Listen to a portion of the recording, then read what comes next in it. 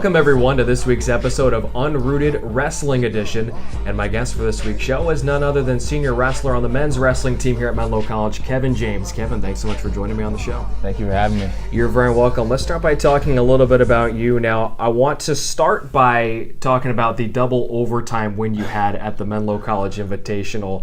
It was the third place matchup to wrap up your day. You're exhausted, I'm sure, by that point. Oh, yeah. And you get the big double overtime win.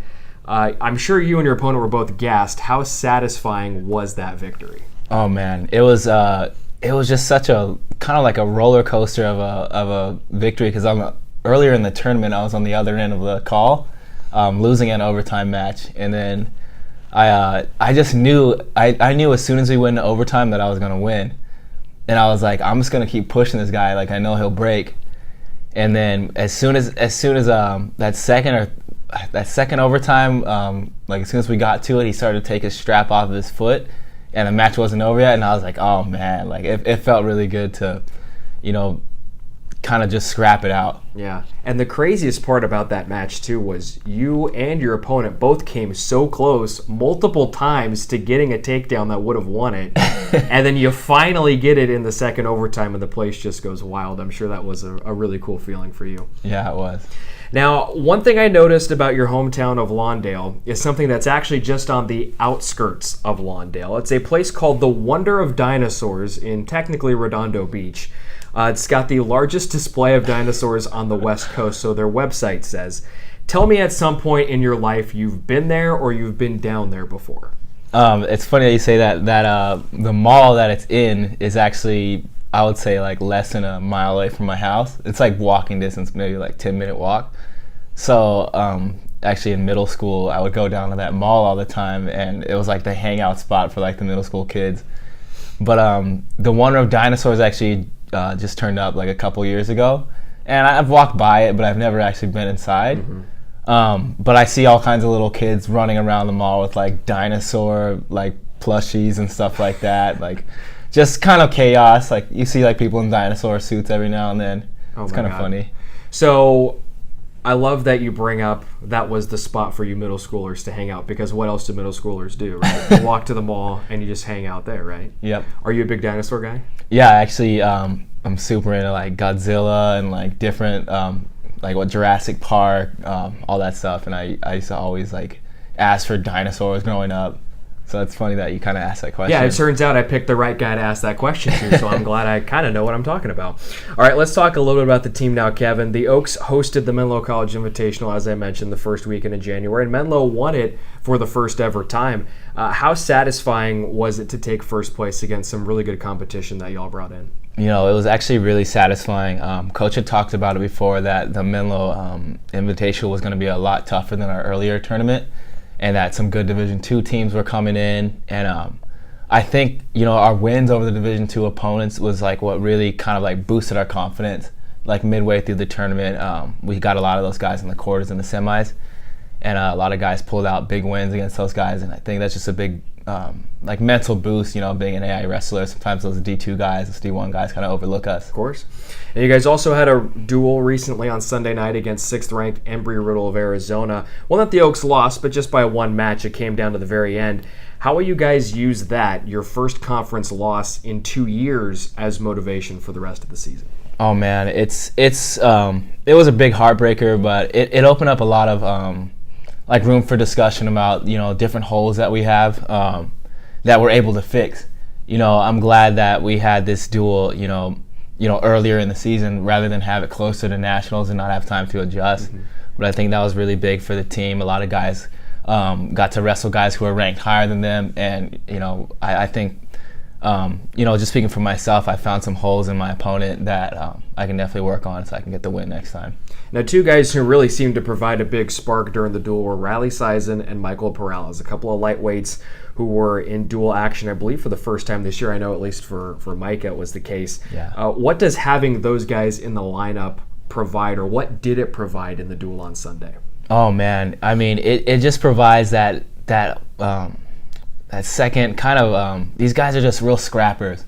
So Riley comes out, he's a freshman, and he's always just mega excited to get on the mat. and you see him like pump, and he's walking back and forth pacing. He's slapping your hand. The high fives turn your hand into dust. But he's just super hyped. He jumps on the mat, and he just goes out there, and it's pretty much a fight out there. He even talked about it after the match, like saying that the guy like was tough, but Riley knew that he didn't want to really scrap it out.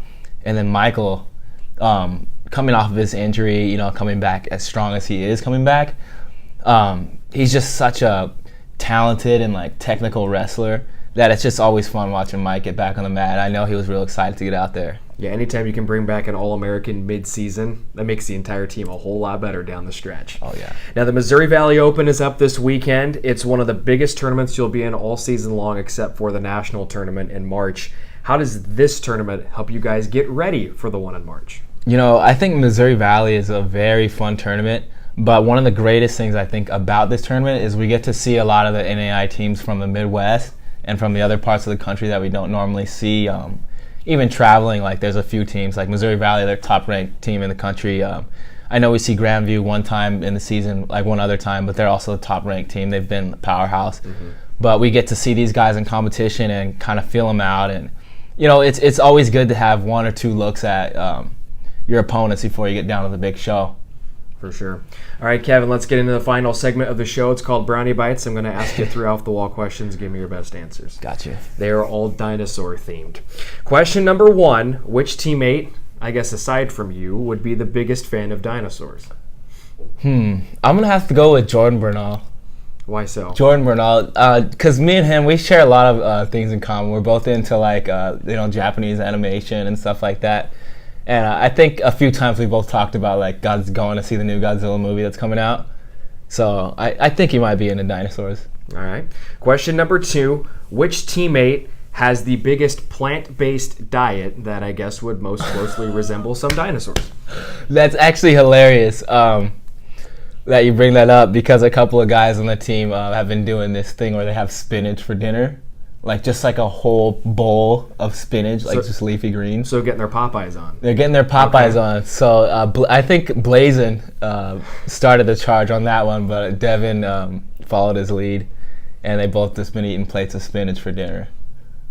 Are you ever going to get on board with that? I like spinach as much as the next guy, but I'm not really gonna eat that for dinner. I don't feel like Popeye by doing that. No, I mean maybe as like a side with dinner, but that can't be all you're eating. No, man, it's just too much greens.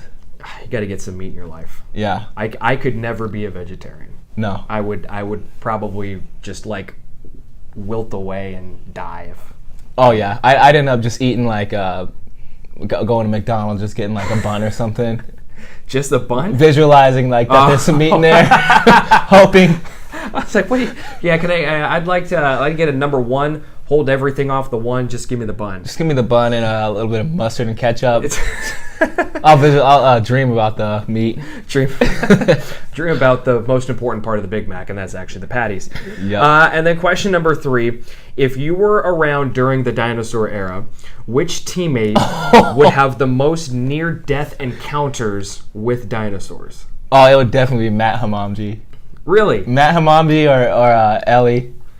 They're just but they're both nice guys. I don't know how you think that's why they would wind up almost being killed by a dinosaur. Matt is he's so smart for his own good. I feel like he would go try to observe the dinosaurs and figure out how to get in their food source. And then Ellie, I think he'd probably just wake up one morning a little grumpy, walk outside like, hey, keep it down, to the dinosaurs, and they'd come attack him.